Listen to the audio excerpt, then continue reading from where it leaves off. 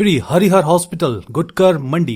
Best doctors, best medical facilities and best care. अच्छी सेहत हमारा वादा। श्री हरिहर हॉस्पिटल। देखिए, ये बहुत खुशी की बात है कि कांग्रेस पार्टी को देरा में बहुत अच्छे तरीके से जीते हैं और वैसे ही नालागढ़ में भी बहुत अच्छे तरीके से जीते हैं। हमीरपुर में कुछ मतों से कांग्रेस नहीं जीत पाई है, उसका हमें खेद भी है, मगर फिर भी ये जो एक मैसेज पूरे प्रदेश के अंदर था, जो दल बदलने की राजनीति एक भारतीय जनता पार्टी जिसको चलाने की कोशिश कर रही थी, आज उसके खिलाफ लोगों ने अपना जनादेश दिया है। और ये उस बयान में जो है अब उसके बहुत मायने हैं। जो प्रधानमंत्री नरेंद्र मोदी जी ने जब वो चुनाव के समय यहाँ पर आए थे और उन्होंने कहा था कि हिमाचल में कांग्रेस की सरकार कुछ ही दिन की मेहमान है।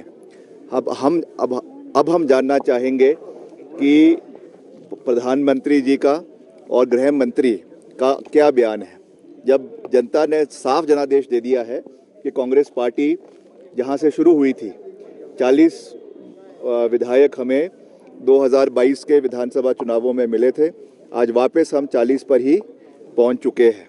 तो आज केंद्र सरकार उस पर क्या कहना चाहती है? क्या अभी भी वो हमारी सरकार को गिराने के सफल प्रयास करेंगे या नहीं? इस विषय पर जयराम जी को अपनी स्थिति स्पष्ट करनी चाहिए।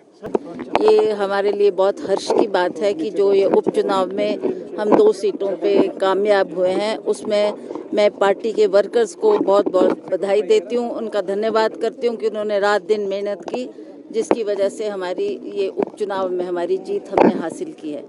पूरे भारतवर्ष में भी जो उपचुनाव हुए हैं उसमें भी ये रुझान देखने को मिल रहा है कि इसमें जो हमारा गठबंधन था उसको लोगों ने अपना समर्थन दिया है।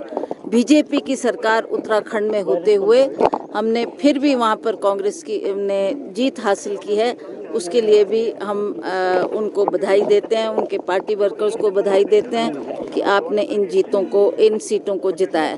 सबसे बड़ा श्रेय हमारे श्री राहुल गांधी जी को जाता है, जिन्होंने पूरे भारतवर्ष में एक भारत जोड़ो यात्रा निकाली और भारत जोड़ो यात्रा के तहत वो लोगों से मिले, लोगों से उन्होंने संपर्क किया, अपने जज्बातों को उनको जानने का उनको मौका मिला और उसी तरह से आज उसका रुझान हमारे सामने है।